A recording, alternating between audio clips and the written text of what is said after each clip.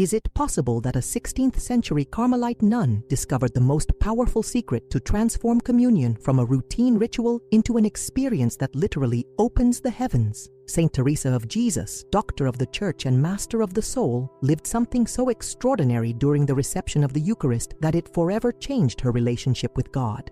It wasn't a complicated vision, it wasn't long prayers, it was 3 simple words, whispered at the exact moment, that converted every communion into a face-to-face encounter with the divine. Are you prepared to know these words that have remained hidden for centuries? Subscribe to the channel so you don't miss more teachings and advice from Saint Teresa that can transform your spiritual life forever. Imagine for a moment walking toward the altar, your heart beating with that mixture of routine and hope that you know so well. How many times have you received communion feeling that something is missing, that something deeper should happen, but you don't know what? Saint Teresa also went through that. Years of communions that felt empty, mechanical, as if there were an invisible wall between her soul and the sacrament. But one day, in the convent of the Incarnation, as she approached the altar with a heart heavy with spiritual dryness, something extraordinary happened that changed everything forever. That particular morning, Teresa felt especially unworthy, her thoughts scattered, her heart cold as stone. She had struggled all night with doubts about her vocation, about whether God really heard her. When the priest elevated the consecrated host, instead of the traditional prayers she had repeated 1,000 times, 3 words sprang from the depths of her being. Jesus, I am yours. They weren't planned. She hadn't read them in any book. They came from her soul like a silent cry of total surrender.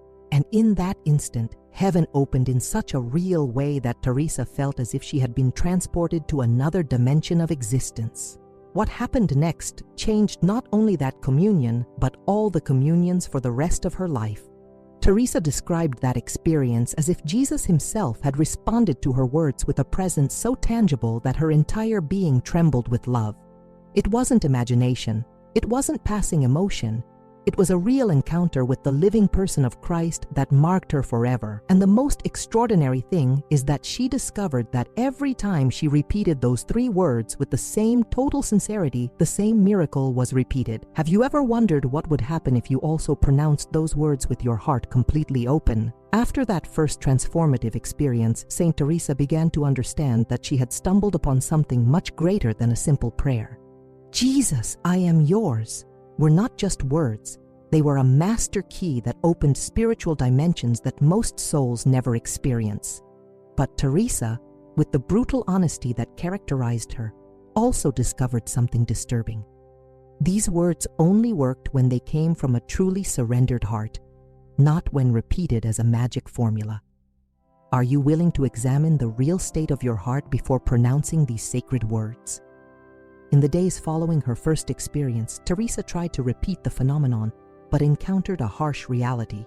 Words pronounced from the anxiety to repeat the experience didn't have the same power. It was as if Jesus perfectly distinguished between authentic surrender and the desire for spiritual sensations.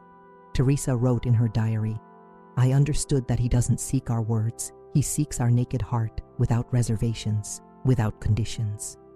This revelation led her to a deeper preparation for each communion, an interior examination that went far beyond traditional confession. Saint Teresa began to develop what she called the stripping of the soul, a practice she performed before each communion that consisted of presenting herself before Jesus completely empty of her own desires, plans, and expectations.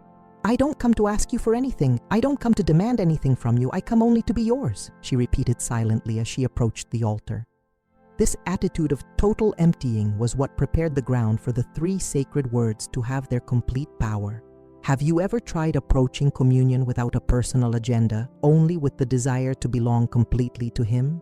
It was in this process of stripping that Teresa discovered the second key to the secret, the exact moment to pronounce the words. It wasn't before receiving the host. It wasn't after swallowing it. It was in the precise instant when Jesus touched her tongue, when the real presence physically encountered her being. In that moment, she wrote, time stops, eternity opens, and the soul can touch the very heart of God. The 3 words pronounced in that instant of real contact created a spiritual fusion so deep that Teresa often lost awareness of where she was. Are you paying attention to that sacred moment, or do you let it pass as something routine? However, Saint Teresa also went through periods when these words seemed to have no effect at all, moments when her soul felt dry as the desert and the words, "Jesus, I am yours," resonated in her interior like empty echoes. It was these periods of apparent dryness that taught her the most important lesson of all. The effectiveness of the words is not measured by the sensations they produce, but by the silent transformation they generate in the soul. Have you lived through seasons when your prayers feel empty, but you continue pronouncing them out of pure fidelity? During one of these difficult periods, which lasted several months, Teresa began to doubt whether she had really experienced something supernatural or if everything had been a product of her imagination. Communions felt routine again. The 3 words seemed to produce no special effect, and the temptation to abandon the practice was constant. It was her spiritual director who made her notice something she hadn't perceived. Although she felt nothing extraordinary, her behavior had changed drastically. She was more patient with the sisters, more compassionate with the novices, more serene in the convent's difficulties. Have you noticed that sometimes God acts in your life in ways so subtle that you don't perceive them immediately? In a letter to a sister going through a similar crisis, Saint Teresa wrote, "Don't measure communion by what you feel, but by what you're capable of loving after receiving it. The sacred words don't always open heaven with lightning and thunder. Sometimes they open it with a peace so deep that you don't notice it until someone else sees the change in you." This teaching would become one of her most important legacies.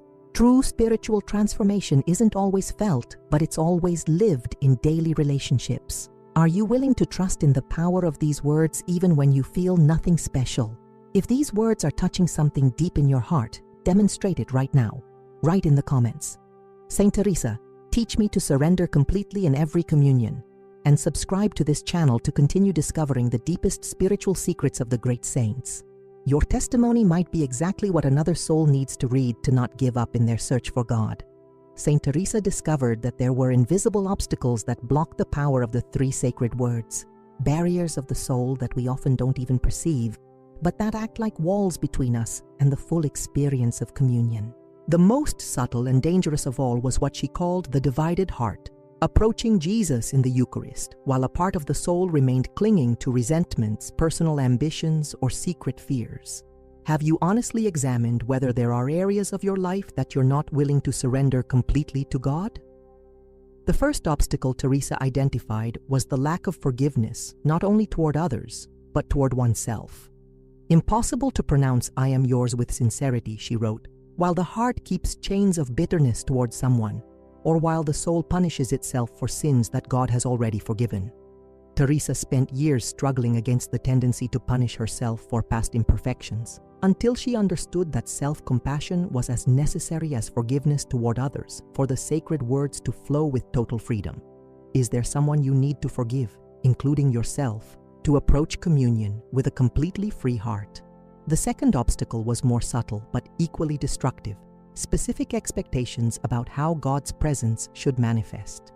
Teresa confessed that for years she had limited Jesus by wanting him to manifest in certain particular ways, always seeking extraordinary experiences instead of being open to any way he wanted to reveal himself. "When I pronounced the sacred words expecting to feel ecstasy," she wrote, "my own expectation became a barrier. Only when I pronounced them without expecting anything specific did he give me much more than I had imagined." Are you limiting God with your expectations about how he should act in your life? The third obstacle was the deepest and most difficult to detect: the tendency to use even the holiest spiritual practices to feed the religious ego. Teresa realized that sometimes she felt special for having these mystical experiences, and that attitude of spiritual superiority contaminated the purity of her surrender. "The day I caught myself feeling holier than my sisters for knowing the sacred words," she confessed, "I understood that even God's gifts can become poison if we use them to make ourselves proud." True surrender implies renouncing even the pride of being surrendered. Have you fallen into the trap of feeling spiritually superior because of your prayer practices? The revelation of the 3 sacred words didn't come to Saint Teresa like a mystical lightning bolt on a night of ecstasy, but as the ripe fruit of years of searching, suffering, and interior purification. During her youth, Teresa had experienced what she herself described as lukewarm communions, receiving the sacrament out of habit, without true awareness of what was happening in her soul. But a grave illness that kept her on the brink of death for months completely changed her perspective on the Eucharist. Have you needed to go through some deep crisis to truly value spiritual gifts that you previously took for granted? During those months of illness, when each day could be the last, Teresa began to experience each communion as if it were literally her final encounter with Jesus. When you believe you're going to die, she wrote, each consecrated host becomes the last embrace you'll receive from your beloved. It was in this context of existential urgency that her heart began to pronounce words that were increasingly authentic, increasingly desperate, increasingly surrendered. She wasn't seeking mystical experiences. She was seeking to say goodbye worthily to the only one she had truly loved. What would change in your way of receiving communion if you knew it was the last time you would do it? The moment of the great revelation came precisely when Teresa had lost all hope of recovery. The doctors had declared her case terminal, and she was preparing for her last viaticum. When the priest approached with the consecrated host, Teresa felt her entire being dissolve in an act of total surrender that she had never experienced. She didn't have strength to formulate elaborate prayers. She didn't have energy for complex thoughts. She could only whisper from the depths of her dying soul, "Jesus, I am yours." In that moment of imminent death, where there was no longer an ego to protect or a future to plan, the words sprang forth with crystalline purity. Have you ever reached that point of total stripping where only the naked truth of your soul remains? The extraordinary thing was that, far from being her last communion, that experience marked the beginning of her miraculous healing. But more importantly, it marked the birth of a new way of relating to the Eucharist. Teresa had discovered that the most powerful words are not those we pronounce from strength, but those we whisper from absolute vulnerability. In my most extreme weakness, she wrote years later, I found the strength I had been seeking from false strength. That paradox became the core of all her subsequent teaching about communion. Are you willing to approach Jesus from your real vulnerability, not from the image you want to project?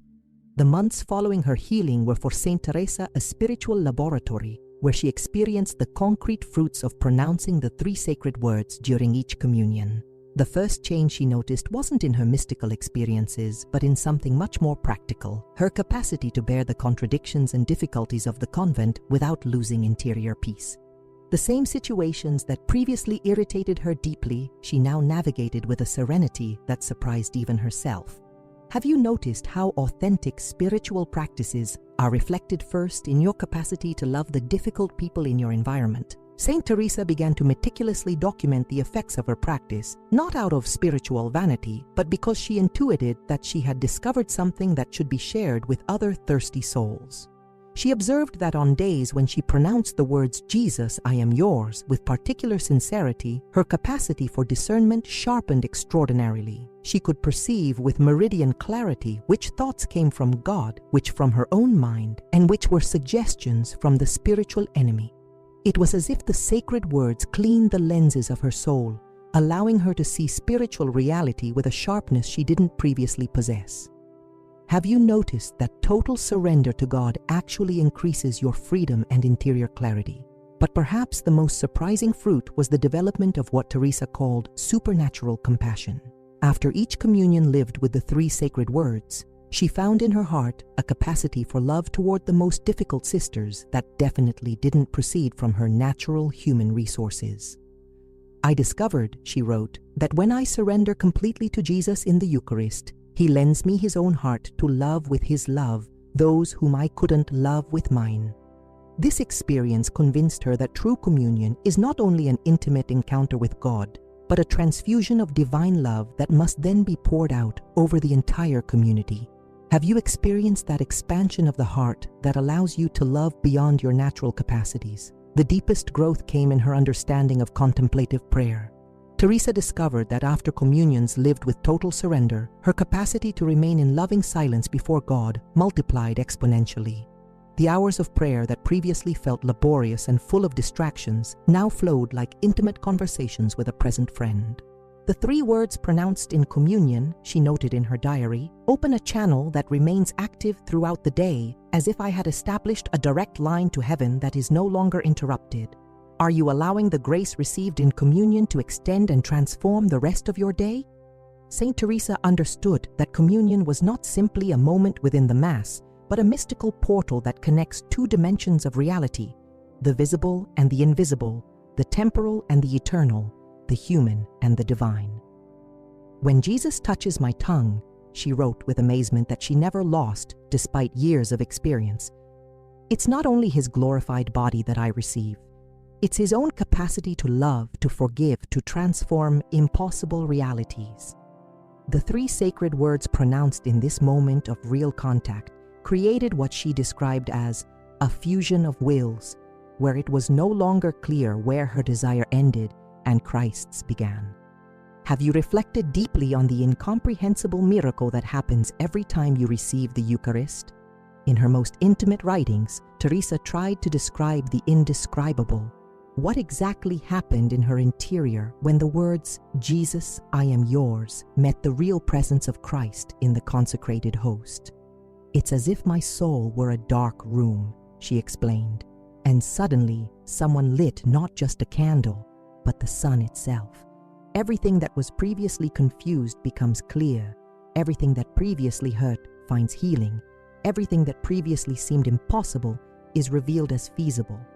These weren't passing emotional sensations, but ontological transformations that changed the very structure of her being. Have you ever stopped to contemplate in silence what is really happening inside you during those sacred moments? Teresa discovered that the moment of communion didn't end when she swallowed the host, but extended for several minutes in which Christ remained sacramentally present within her. Those minutes after communion, she wrote, are the most sacred of the entire day because I literally carry within me the same one who is seated at the right hand of the Father. During this post-communion time, she repeated the 3 sacred words no longer as petition, but as pure adoration, as joyful recognition of the extraordinary reality she was living. Do you take advantage of those minutes after communion to consciously prolong your encounter with Christ present in your interior? What most impacted Teresa was the reciprocity of the exchange that occurred in communion. It wasn't only she who received Jesus, but Jesus received her, with all her imperfections, fears, and limitations. I understand that when I say I am yours, she reflected, he responds to me, and you are my home in this world. This revelation filled her with a humility as deep as her amazement. The Creator of the universe had chosen to need her small soul to have an earthly dwelling. That responsibility and privilege transformed each day after communion into a sacred mission to be a worthy habitation for her divine guest. Do you live conscious that after each communion you literally become Christ's earthly home? As the practice of the 3 sacred words deepened in Saint Teresa's life, the spiritual attacks that tried to sabotage these moments of divine union also intensified. Teresa began to notice a pattern. Precisely on days when she approached communion with greater preparation and desire, the most powerful distractions arose, the most troubling thoughts, the most subtle temptations. The enemy, she wrote, knows the power of a well-lived communion and deploys all his artillery to prevent the soul from truly uniting with its God. Have you observed how temptations and distractions intensify precisely before the most sacred moments of your spiritual life? The first type of attack Teresa identified was the bombardment of irrelevant thoughts that invaded her mind just at the moment of approaching the altar. Concerns about convent tasks, memories of the previous day's conversations, plans for future activities crowded into her consciousness precisely when she needed maximum recollection. I learned, she confessed, that I shouldn't fight these thoughts as if they were enemies, but let them pass like clouds crossing the sky, keeping my attention fixed on the only words that matter in that moment. Jesus, I am yours. Have you developed any strategy to maintain focus on the essential when your mind disperses at the most important moment? More insidious was the second type of attack, feelings of unworthiness that presented themselves disguised as humility, but actually sought to prevent Teresa from approaching communion with confidence. An interior voice whispered to me, she related, "How dare you say you are his after the thoughts you had yesterday?" after the impatience you showed with that sister? Teresa learned to recognize that true humility didn't distance her from Jesus, but brought her closer with greater confidence in his infinite mercy. False humility, on the other hand, paralyzed her with scruples that prevented total surrender. Do you know how to distinguish between authentic humility that brings you closer to God and false humility that paralyzes you with doubts? The most sophisticated attack was also the most dangerous: the temptation to convert even this sacred practice into a mechanical routine. Teresa observed that after months of pronouncing the 3 words with great spiritual fruit, she began to repeat them automatically, without the freshness and sincerity that had made them powerful originally. "The greatest danger," she wrote, "is not that the devil prevents me from saying the words, but that he allows me to say them without soul, that he lets me repeat them as a magic formula instead of living them as an act of love." To combat this temptation, Teresa developed the practice of constantly renewing her understanding of the meaning of each word. Jesus, the living person who is present. I am, the totality of my being, not just a part. Yours, without reservations, without conditions, without time limits. How do you keep alive the freshness in your spiritual practices so they don't become empty routines? After years of living the practice of the 3 sacred words, Saint Teresa experienced what she described as the definitive opening of heaven, a state of union with God so deep that it permanently transformed her way of existing in the world. It wasn't an isolated event, but the mature result of years of constant surrender, of unbreakable fidelity to the practice even in moments of dryness, of gradual purification of all obstacles that prevented perfect union. One day, she wrote with the simplicity that characterized her descriptions of the extraordinary, I pronounced the words, Jesus, I am yours, and I never completely returned from that place of encounter. Have you ever wondered what would happen if you lived in a permanent state of total surrender to God? In this phase of her spiritual development, Teresa discovered that she no longer pronounced the 3 words only during communion, but they had become the constant beating of her heart. I wake up in the morning and my soul is already saying, I am yours, she confessed. I walk through the convent corridors and each step repeats Jesus. I fall asleep at night and my last sigh is yours. It wasn't an obsessive repetition, but a lived reality. Her deepest identity had come to be simply the one who belongs completely to Jesus. Each action, each word, each thought flowed naturally from this fundamental belonging. Can you imagine a life where every moment was a natural extension of your surrender to God? What most amazed Teresa was that this permanent union didn't distance her from the real world, but inserted her into it with supernatural effectiveness. When you belong completely to God, she observed, He converts you into an instrument of His love for everyone around you. The convent sisters began to notice that something extraordinary had changed in Teresa. Her mere presence brought peace to conflicts. Her counsel illuminated the most confusing situations. Her prayer obtained graces that seemed impossible, not because she was special, but because she had become transparent, a clean channel through which Christ could act without obstacles. Are you willing to become an instrument so transparent that others see Christ acting through you? In her final writings about this experience, Teresa tried to transmit what she had learned about the nature of mystical union. It's not that I disappear and only God remains, she explained. It's that I finally become who I really am, the one who was created specifically to be His. This understanding dissolved the false dichotomy between human personality and divine holiness. Perfect union didn't eliminate her humanity, but fully realized it according to God's original design. Teresa remained Teresa, but now she was Teresa completely liberated to be who God had dreamed she would be from all eternity. In this fullness of identity, she discovered that the 3 sacred words were not just a spiritual practice, but the truest declaration that a human being can make about themselves. Are you prepared to discover who you really are when you belong completely to God? Saint Teresa understood that a spiritual treasure of such magnitude could not be kept as a private possession, but had to be shared with all the thirsty souls who crossed her path. However, she also understood that she couldn't simply teach the 3 words as a magic formula, because she knew that without adequate interior preparation, the words would remain empty, even dangerous for unpurified souls. It's not enough to know the words, she warned her spiritual directees. It's necessary to become someone capable of pronouncing them with truth. Are you willing not only to learn a spiritual practice, but to become the type of person for whom that practice is authentic? Teresa developed what she called the path of preparation for the sacred words, a gradual process that prepared the soul to be able to pronounce, "Jesus, I am yours," with the total sincerity that their transformative power required. The first step was what she called honest recognition, examining with brutal sincerity what areas of life were not really surrendered to God, what secret attachments, what hidden fears, what personal plans continued competing with divine will. Before saying, "I am yours," she taught, you must know what yours really means and what it costs to pronounce it truthfully. Have you made an honest inventory of the areas of your life that you haven't yet surrendered to God?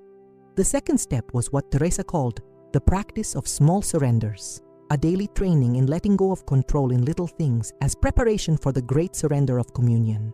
Learn to say, "I am yours," when they give you the task you don't like, she counseled. When the weather doesn't cooperate with your plans, when someone interrupts your prayer time. These small surrenders prepare the soul for the great surrender of the Eucharist. Teresa had discovered that supernatural surrender is not a single heroic act, but a skill developed through countless small acts of trust throughout the day. Are you practicing surrender in the small daily frustrations as training for deeper surrender? The final step was the most delicate, learning to live in a state of what Teresa called expectant availability, a disposition of soul that remains constantly open to God's action without trying to control how, when, or where that action should manifest. The soul prepared for the sacred words, she explained, is like a completely open door that doesn't choose who enters, but trusts that whoever enters comes with God's permission. This required a level of spiritual maturity that Teresa admitted not everyone was ready to embrace, but she knew that those who did would experience communion not as a routine sacrament, but as a daily miracle of divine encounter. In her final letter on this subject, she wrote, "I leave you these 3 words not as inheritance, but as invitation. Let each soul discover in them not what I found, but what God wants to give uniquely to them. Are you ready to receive not just words, but the transformation that makes those